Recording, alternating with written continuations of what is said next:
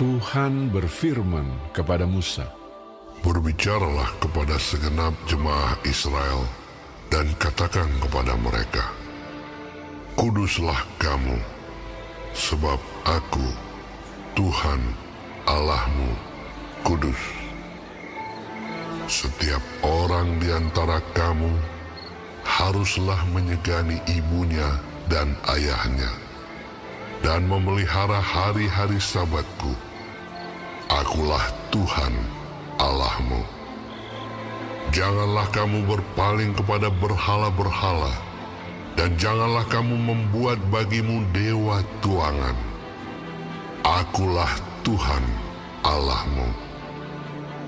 Apabila kamu mempersembahkan korban keselamatan kepada Tuhan, kamu harus mempersembahkannya sedemikian, hingga Tuhan berkenan akan kamu. Dan haruslah itu dimakan pada hari mempersembahkannya, atau boleh juga pada keesokan harinya. Tetapi apa yang tinggal sampai hari yang ketiga, haruslah dibakar habis. Jikalau dimakan juga pada hari yang ketiga, maka itu menjadi sesuatu yang jijik, dan Tuhan tidak berkenan akan orang itu. Siapa yang memakannya akan menanggung kesalahannya sendiri, karena ia telah melanggar kekudusan persembahan kudus yang kepada Tuhan. Nyawa orang itu haruslah dilenyapkan dari antara orang-orang sebangsanya. Pada waktu kamu menuai hasil tanahmu, janganlah kau sabit ladangmu habis-habis sampai ke tepinya, dan janganlah kau pungut apa yang ketinggalan dari penuaianmu.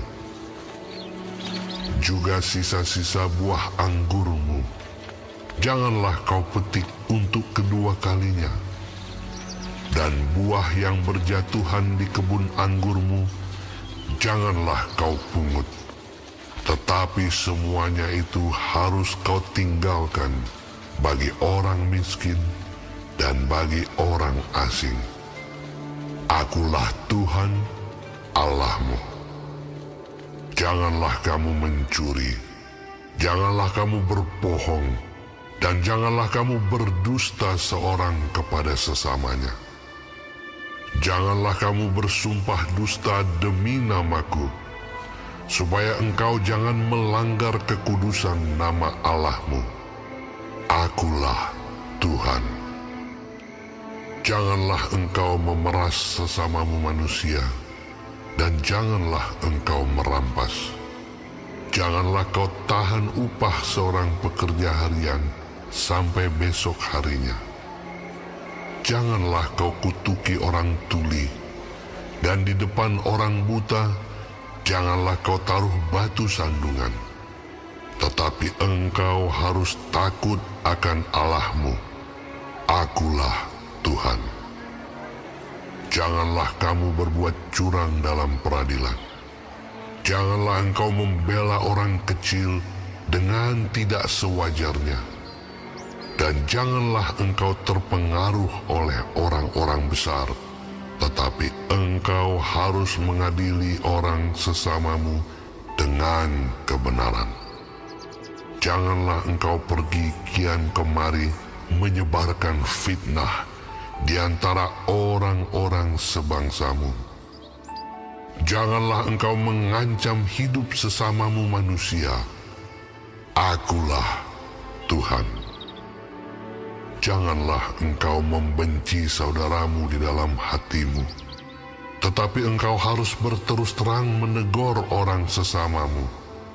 Dan janganlah engkau mendatangkan dosa kepada dirimu karena dia. Janganlah engkau menuntut balas, dan janganlah menaruh dendam terhadap orang-orang sebangsamu, melainkan kasihilah sesamamu manusia seperti dirimu sendiri. Akulah Tuhan. Kamu harus berpegang kepada ketetapanku. Janganlah kawinkan dua jenis ternak, dan janganlah taburi ladangmu dengan dua jenis benih. Dan janganlah pakai pakaian yang dibuat daripada dua jenis bahan. Apabila seorang laki-laki bersetubuh dengan seorang perempuan, yakni seorang budak perempuan yang ada di bawah kuasa laki-laki lain, tetapi yang tidak pernah ditebus dan tidak juga diberi surat tanda merdeka, maka perbuatan itu haruslah dihukum. Tetapi janganlah keduanya dihukum mati, karena perempuan itu belum dimerdekakan. Laki-laki itu harus membawa tebusan salahnya kepada Tuhan ke pintu kemah pertemuan, yakni seekor domba jantan sebagai korban penebus salah. Imam harus mengadakan pendamaian bagi orang itu dengan domba jantan korban penebus salah di hadapan Tuhan, karena dosa yang telah diperbuatnya, sehingga ia beroleh pengampunan dari dosanya itu. Apabila kamu sudah masuk ke negeri itu dan menanam bermacam-macam pohon buah-buahan, janganlah kamu memetik buahnya selama 3 tahun dan jangan memakannya. Tetapi pada tahun yang keempat, haruslah segala buahnya menjadi persembahan kudus sebagai puji-pujian bagi Tuhan. Barulah pada tahun yang kelima, kamu boleh memakan buahnya, supaya hasilnya ditambah bagimu. Akulah Tuhan Allahmu. Janganlah kamu makan sesuatu yang darahnya masih ada. Janganlah kamu melakukan telaah atau ramalan. Janganlah kamu mencukur tepi rambut kepalamu berkeliling, dan janganlah engkau merusakkan tepi janggutmu. Janganlah kamu menggoresi tubuhmu karena orang mati, dan janganlah merajah tanda-tanda pada kulitmu. Akulah Tuhan. Janganlah engkau merusak kesucian anakmu perempuan dengan menjadikan dia perempuan sundal, supaya negeri itu jangan melakukan persundalan, sehingga negeri itu penuh dengan perbuatan mesum. Kamu harus memelihara hari-hari Sabatku dan menghormati tempat kudusku. Akulah Tuhan. Janganlah kamu berpaling kepada arwah atau kepada roh-roh peramal. Janganlah kamu mencari mereka, dan dengan demikian menjadi najis karena mereka. Akulah Tuhan Allahmu. Engkau harus bangun berdiri di hadapan orang ubanan, dan engkau harus menaruh hormat kepada orang yang tua, dan engkau harus takut akan Allahmu. Akulah Tuhan. Apabila seorang asing tinggal padamu di negerimu, janganlah kamu menindas dia.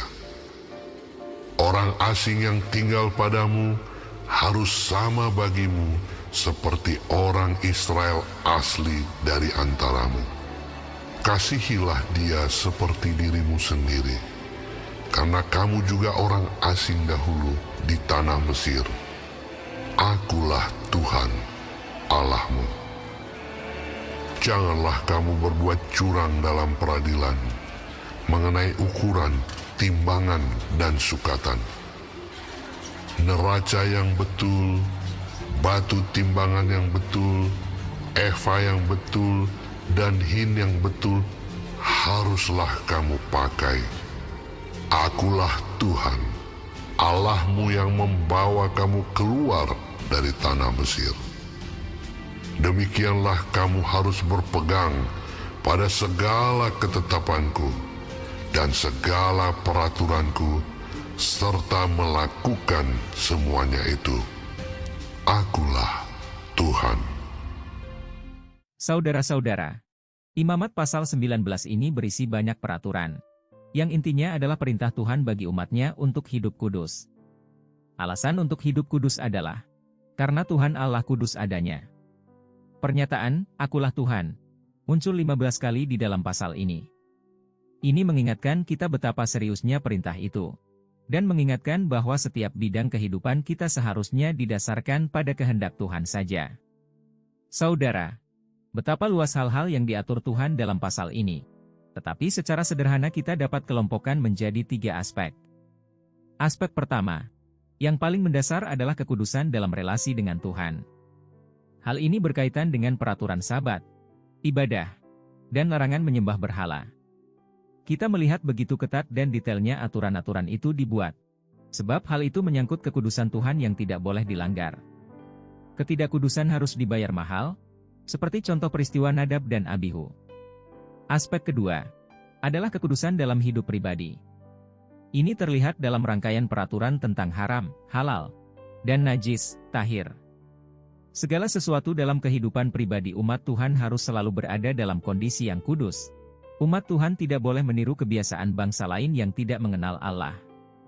Contohnya seperti pelacuran bakti dan okultisme. Aspek ketiga yaitu kekudusan dalam berbagai relasi dengan sesama manusia. Mulai dari relasi suami istri, keluarga besar, dan sosial masyarakat. Peraturan-peraturan ini memancarkan 10 hukum Taurat. Kita harus mengasihi Tuhan dan sesama manusia. Saudara, untuk hidup kudus sesuai dengan peraturan-peraturan tersebut mustahil dilakukan secara sempurna oleh umat Tuhan.